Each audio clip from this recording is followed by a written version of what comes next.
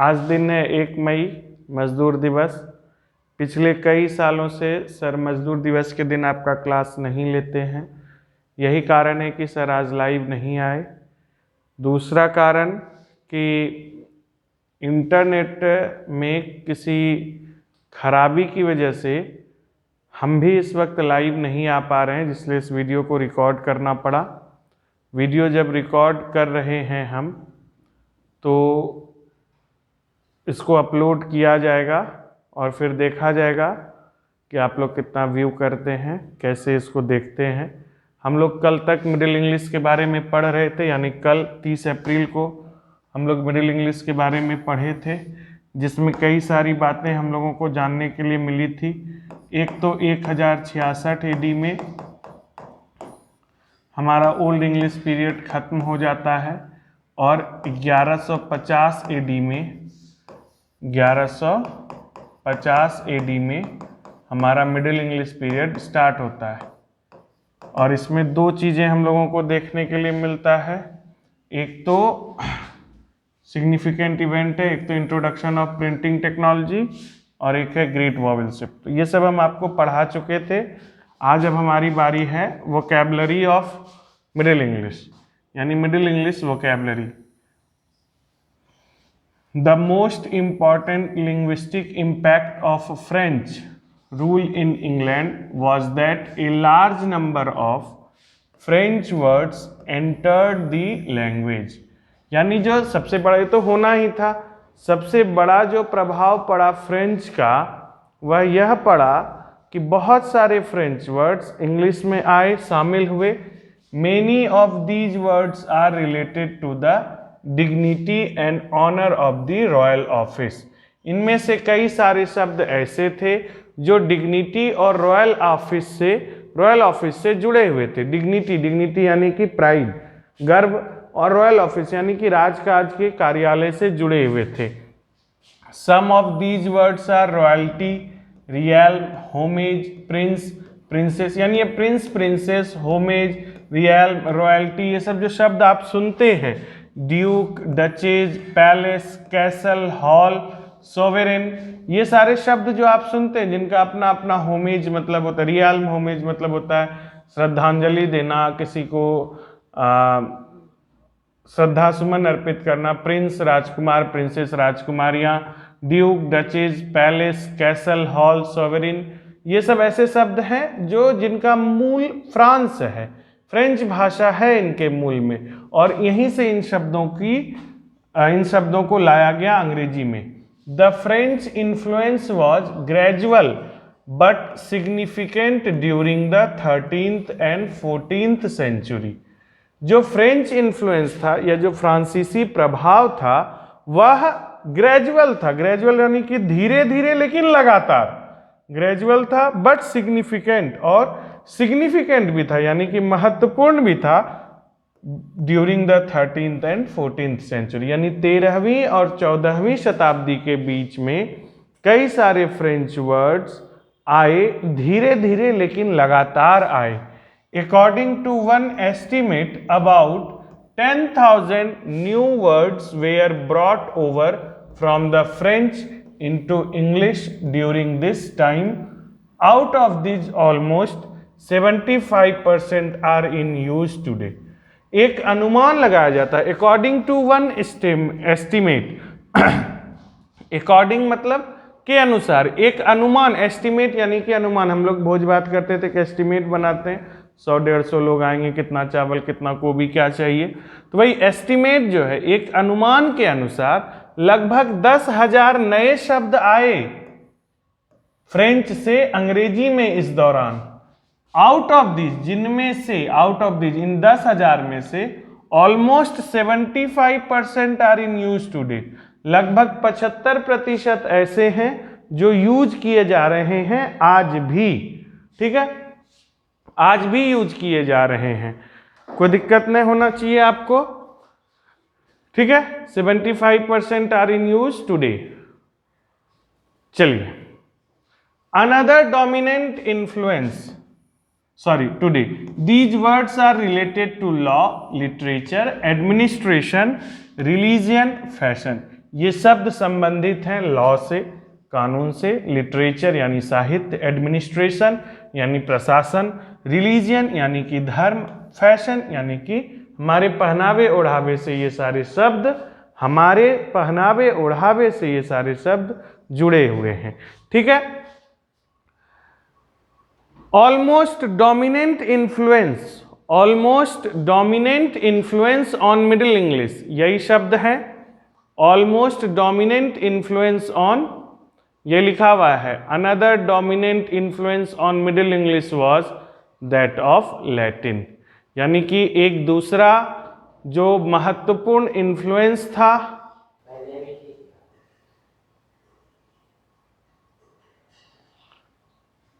Another dominant, थोड़ा सा video में कुछ गड़बड़ी थी, ठीक करके आ रहे हैं। Another dominant influence on middle English was that of Latin, एक दूसरा जो डोमिनेंट इन्फ्लुएंस था मिडिल इंग्लिश पर वह लैटिन का प्रभाव था। Some of the words from Latin came directly but some entered through French and were words related to science, medicine, law and literature. कुछ लैटिन शब्द, देखिए वोकैबलरी हम लोग पढ़ रहे हैं, मिडिल इंग्लिश वोकैबलरी, जिसमें हमने इस जगह आपको बताया कि इसमें बताया गया है कि 13वीं और 14वीं शताब्दी के बीच में लगभग धीरे धीरे करके ही सही 10,000 नए फ्रेंच वर्ड्स अंग्रेजी में शामिल हुए, जिनका 75% आज भी हम यूज कर रहे हैं। और दूसरा वोकैबलरी, एक सिर्फ फ्रेंच से वोकैबलरी नहीं आई इस पीरियड में, एक दूसरा क्या आया कि लैटिन इन्फ्लुएंस भी था। लैटिन तो सबसे पुरानी भाषा है, वह तो इन्फ्लुएंस करेगी, जिस प्रकार उसने ओल्ड इंग्लिश को इन्फ्लुएंस किया उसी प्रकार वह मिडिल इंग्लिश को भी इन्फ्लुएंस करेगी। तो कुछ शब्द तो लैटिन भाषा से डायरेक्टली आ गए, लेकिन कुछ जो आए वह फ्रेंच के थ्रू आए। फ्रेंच भाषा से कुछ लैटिन से डायरेक्ट चले आए और कुछ फ्रेंच से होते हुए। लैटिन के कुछ शब्दों को पहले फ्रेंच ने यूज करना शुरू किया, फिर फ्रेंच से वो अंग्रेजी में शामिल हुए, और कुछ लैटिन से डायरेक्ट इंग्लिश में शामिल हुए। और ये ऐसे शब्द थे जो कि साइंस से रिलेटेड थे। आपको पहले भी विज्ञान की कक्षा में भी बताया ही गया होगा, आप जहां भी पढ़े होंगे, कि लैटिन, ग्रीक ही हम लोगों के विज्ञान का जनक माना जाता है। अरस्तु को विज्ञान का पिता माना जाता है। सब ग्रीक से, लैटिन से जुड़े हुए हैं। Related to science, medicine, law, literature. ठीक है। Some of the borrowed words are, इनमें से कुछ लिए गए शब्द हैं। क्या क्या है? History, index, intellect, legal, magnify, picture, genius, summary, substitute, temperature, magnify, private, etcetera. ये सब कुछ शब्द हैं जो कि लैटिन से आए। इनमें से कुछ डायरेक्ट आए और कुछ फ्रेंच से होते हुए आए। आइए अब देखते हैं। ये तो हो गया वोकैबुलरी की बात। जब हमें शब्द मिल गए तो अब हम उन शब्दों को सजाकर लिखेंगे, उसी से ग्रामर का निर्माण होता है। मिडिल इंग्लिश ग्रामर क्या है? The middle English period witnessed extensive and fundamental changes in the phonological and grammatical system in English।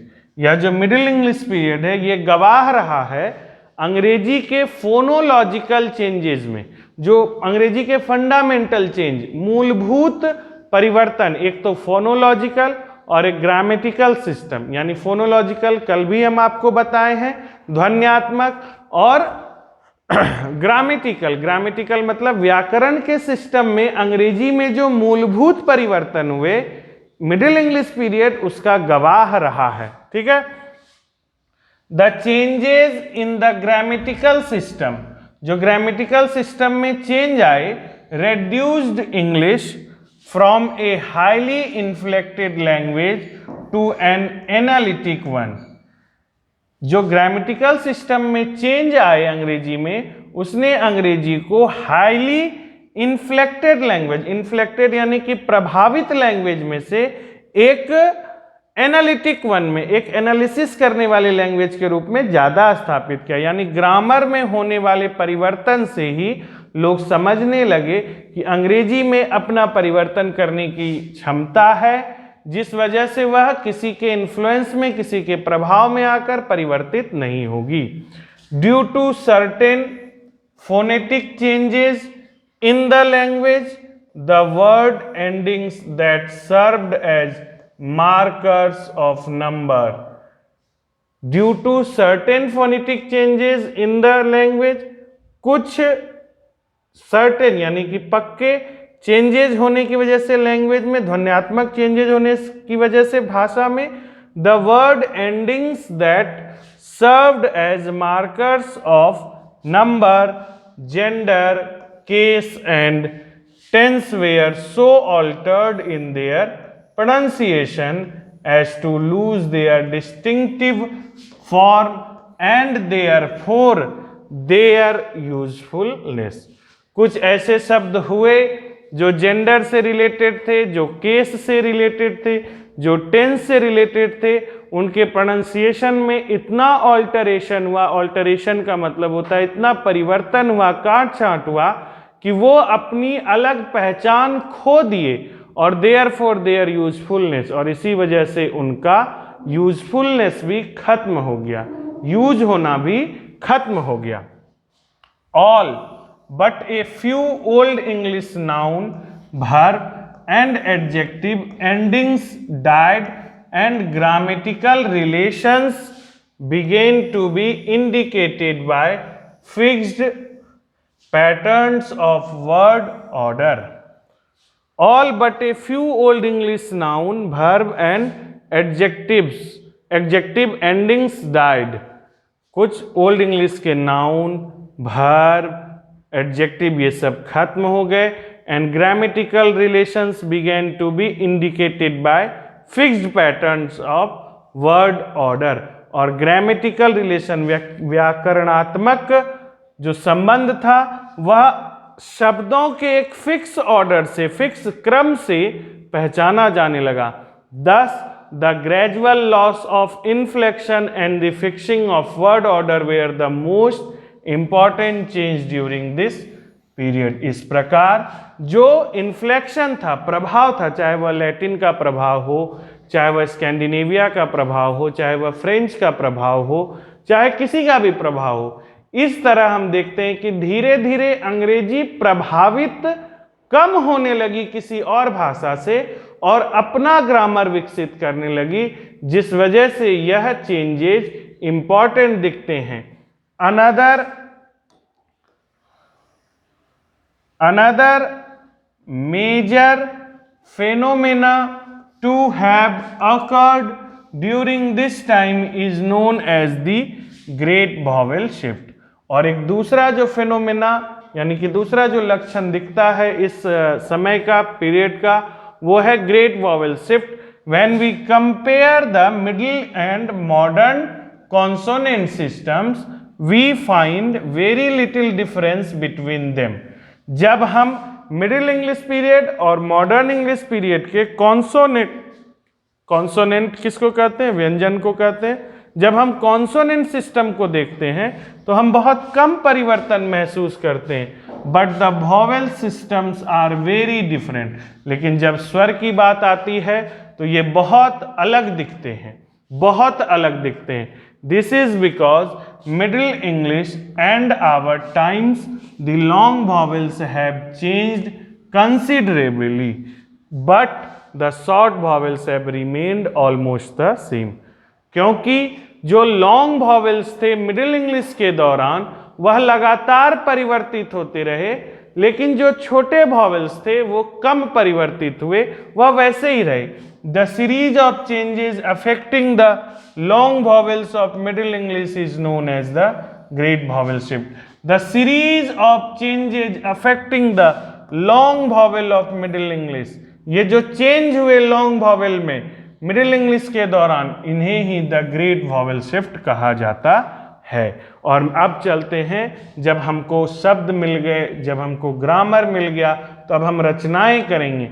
Middle English literature, साहित्य कैसा था मिडिल इंग्लिश पीरियड का?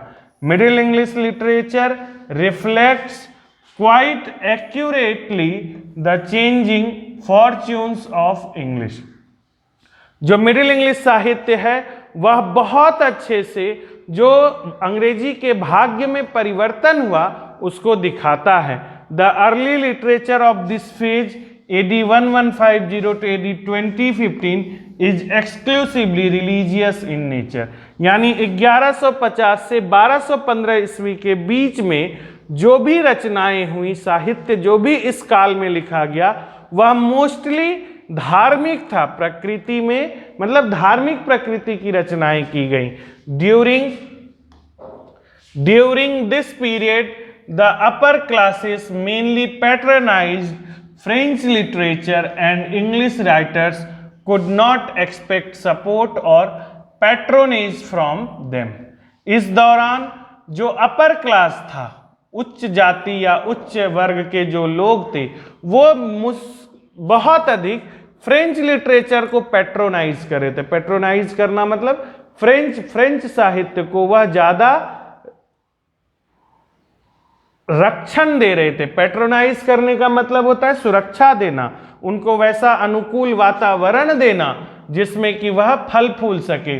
और इंग्लिश राइटर्स जो थे, जो अंग्रेजी में लिखा करते थे, कुड नॉट एक्सपेक्ट सपोर्ट और पैट्रोनेज फ्रॉम देम। किसी भी प्रकार का कोई सहायता, कोई भी सपोर्ट वह मैं एक्सपेक्ट नहीं कर सकते थे, आशा नहीं कर सकते थे। It was the church and there leaders who were keen to spread the religion and so promoted native literature। यह चर्च था और उसके नेता थे जो कि कीन मतलब कि एकदम उत्सुक थे कि support the religion, to spread the religion, अपने धर्म को प्रचारित और प्रसारित करने के लिए बिल्कुल लगे हुए थे। और यही कारण था कि उसने वहां के नेटिव लिटरेचर को बढ़ावा दिया, यानी अपने धर्म के प्रचार प्रसार करने के लिए उन्होंने ऐसी भाषा को चुना, ऐसी भाषा को जिसमें साहित्य की रचनाएं की जा सकें और लोकल लोग उसे पढ़ सकें। The second phase of this period AD 1250 to AD 1350। पहला फेज आप देखें कि AD 1150 से 1215 का था। अगला फेज आप देख रहे हैं 1250 से 1350 के बीच का। Displays a tendency to variety and dialectical subdivision. 1250 से 1350 ईस्वी के बीच का समय एक डायलेक्टिकल सब डिवीजन की टेंडेंसी को दिखाता है। डायलेक्टिकल यानी उपभाषा, कई प्रकार की उपभाषाओं में। In addition to the religious writings there are also some secular works. जहां एक और धर्म का साहित्य हमें देखने के मिलता है, वहीं हमें कुछ धर्म निरपेक्ष कार्य भी देखने के लिए मिलते हैं, जैसे कि many of these where translations of popular French romances. इनमें से कई सारे ऐसी रचनाएं थी जो कि फ्रेंच की ही ट्रांसलेशन थी, अनुवाद किया हुआ था अंग्रेजी में। Lay of Havelock the Dane written in Midland dialect is a great example. ये जो आपने रचना पढ़ी lay of Havelock the Dane, ये मिडलैंड डायलेक्ट में लिखा गया था, जिसको कि हमने ट्रांसलेट किया इंग्लिश में। This poem shows clearly that the old inflections are all gone and the vocabulary is almost unmixed with French. ये जो इन्होंने अनुवाद, जो इस समय का अनुवाद हुआ फ्रेंच साहित्य का, यह साफ साफ दिखाता है कि जितने भी ओल्ड इन्फ्लेक्शंस थे, जो भी पुराने प्रभाव थे, वो सब जा चुके थे और वोकैबुलरी जो है वह फ्रेंच से बिल्कुल अलग थी।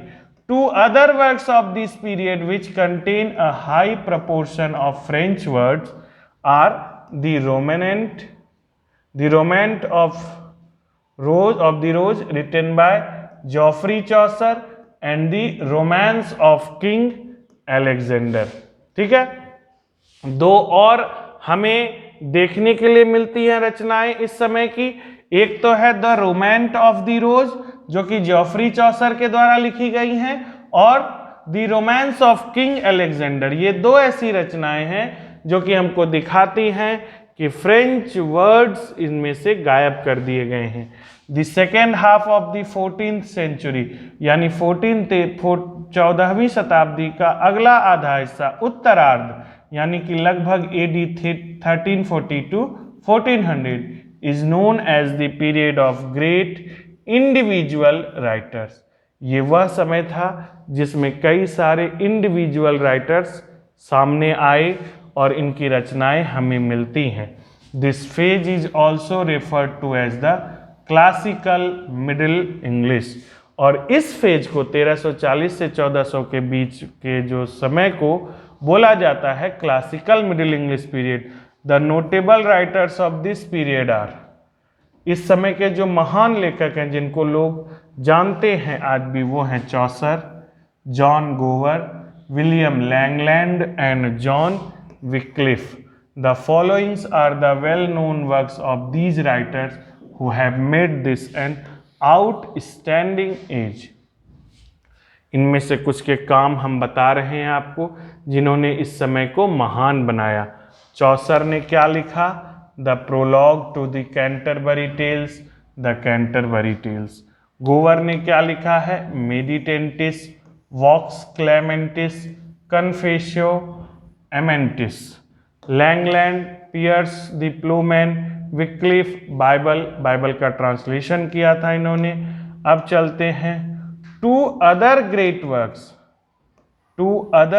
Works of this period are by unknown authors but this is no way diminishes their importance. यानी कि दो और भी इस समय के हमें काम मिलते हैं लेकिन उनके लेखक के बारे में हमको कोई जानकारी नहीं है।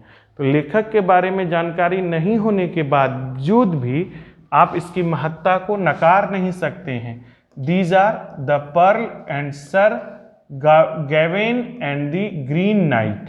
ये हैं द पर्ल नाम की रचना और Sir Gawain and the Green Knight, ये एक रचना है। The latter is considered one of the greatest examples of English poetry. ये जो बाद का जो एग्जाम्पल है यह अंग्रेजी काव्य में एक महान उदाहरण के रूप में देखा जाता है। The universally accepted pinnacles of poetic achievements are the works of Chaucer, which provided a great amount of information about medieval life and times. ये जो है चौसर के द्वारा लिखी हुई एक बहुत, चौसर ने जितनी भी कविताएं लिखी उसने अंग्रेजी को एक नई दिशा दी और मध्यकालीन जीवन में अंग्रेजी में रचनाएं करने के लिए लोगों को प्रेरित किया। Thus, Chaucer's works are the major sources of information about Middle English grammar, vocabulary and pronunciation. इसलिए चौसर के जितने भी काम हैं वह जाने जाते हैं middle English pronunciation, middle English grammar और मिडिल इंग्लिश वोकैबुलरी के बारे में। उनसे से ज़्यादा उनकी रचनाओं से जानकारी मिलती है कि उस समय कैसे शब्द हुआ करते थे, क्या हुआ करता था। तो इस प्रकार हम लोगों का आज का मिडिल इंग्लिश का कार्यक्रम खत्म होता है। इसके बाद हमारे पास ट्रू और फॉल्स करने के लिए है। ये ट्रू और फॉल्स आप घर में खुद कीजिएगा। इस क्वेश्चन आंसर को भी एक एक लाइन, दो दो लाइन का क्वेश्चन आंसर है, आप घर में खुद बनाइए, इसको खुद से चेक कीजिए। हमारे व्हाट्सएप, हमारे टेलीग्राम ग्रुप पर भेजिए, पर्सनली भेजिए। ग्रुप में भेजने में अगर थोड़ी सी भी शंका होती है, थोड़ा सा भी संकोच होता है तो पर्सनल पे भेजिए, हम चेक करके आपको बताएंगे। और हम बता रहे हैं, कुछ लोग हैं जो गलतियां करते हैं वो बनाकर भेजते हैं तो हम उनका सही करते हैं, करेक्ट करके हम उनको बताते हैं कि और क्या करेक्शन है। नो वन इज़ परफेक्ट, कुछ गलतियां होती हैं, हुई होंगी, हमसे भी इसको पढ़ाने में कुछ शब्द छूटे होंगे। आप उन सब शब्दों को लिखकर मुझे व्हाट्सएप कर सकते हैं, मैं उन सब का अर्थ लिखकर आपको ज़रूर भेजूंगा, बशर्ते आप कीजिए।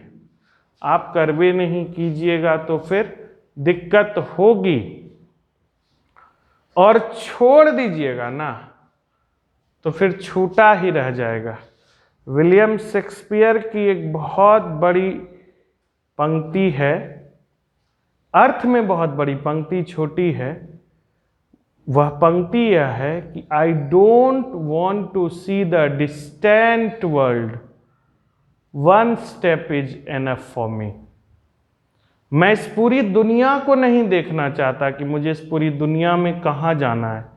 मैं एक कदम बढ़ाऊंगा, यही मेरे लिए काफ़ी होगा।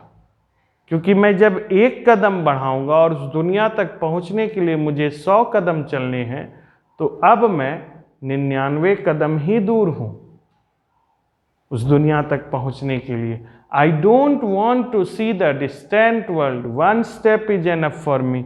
ये जो भी वीडियो है आप इसे देखिए नहीं देखिए, मुझे कोई फर्क नहीं पड़ेगा, मैंने पढ़ा दिया। आप अगर देखते हैं तो भलाई आपकी है, आप अगर नहीं देखते हैं तो भलाई किसी और की चली जाएगी, कहीं और चली जाएगी घूमने के लिए। रोज कोई ना कोई काम आएगा। आप अगर इसे छोड़ते चले जाएंगे तो 30 दिन में 30 वीडियो हो जाएंगे, और 30 वीडियो अगर 20-20 मिनट के भी हुए तो आपके पास 600 मिनट का वीडियो बचा रह गया देखने के लिए। और वीडियो तो है ही, नोट्स तो है ही, सोचते रहने वाले लोगों के लिए 600 मिनट कब 6000 हो जाएगा और कब 60,000 मिनट हो जाएगा, ये ऑन एन एवरेज लेकर चल रहे हैं हम, पता भी नहीं चलेगा। और परीक्षा के दिन उनको पता चलेगा, जा हमने तो पढ़ा ही नहीं। हम बार बार आपको बोल रहे हैं, सरकार परीक्षा लेगी और वह क्वेश्चन भी सभी सेक्शन से पूछेगी। अब आप सोचिए कि आपको क्या करना है, कैसे रहना है। ठीक है, ये मिडिल इंग्लिश हो गया। अब हम लोगों का अगला चैप्टर मॉडर्न इंग्लिश है, चैप्टर 5। इस मॉडर्न इंग्लिश को हम लोग अपने नेक्स्ट लाइव क्लास में, आज 1 मई है, बार बार बोल रहे हैं, 1/5/2021 है आज, दिन है सैटरडे, और हम आपको सैटरडे को भी एक वीडियो डाल रहे हैं। अगर नेट रहा तो ज़रूर सैटरडे को एक वीडियो चला जाएगा, और संडे को भी हमारा क्लास, यानी 2 मई 2021 को मेरा क्लास कंफर्म चलेगा। संडे को सुबह 9 बजे। हम बार बार बोलते हैं, सर हैं, सर ने छुट्टी दी, कोई बात नहीं, हमारा क्लास इसी समय चलेगा, 9 बजे ही चलेगा। सब दिन का हमारा आपसे कॉन्ट्रैक्ट है कि हम 9 से 10 ही पढ़ाएंगे, 9 से 10 ही पढ़ाएंगे, और सब दिन पढ़ाएंगे, सप्ताह में 7 दिन पढ़ाएंगे। तब तक पढ़ाएंगे जब तक कि मेरा स्वास्थ्य अलाउ करेगा। अगर मैं खुद में अपने आप को स्वस्थ महसूस नहीं करूंगा तो उस दिन छुट्टी रहेगी। ना मैं किसी के समय में इनक्रोच करूंगा, ना किन्हीं और को मेरे समय में इनक्रोच करना चाहिए। आपके लिए हम फिर से 9 से 10 कल मिलेंगे, संडे को मिलेंगे। तब तक के लिए अपना ध्यान रखिए, स्वस्थ रहिए। धन्यवाद।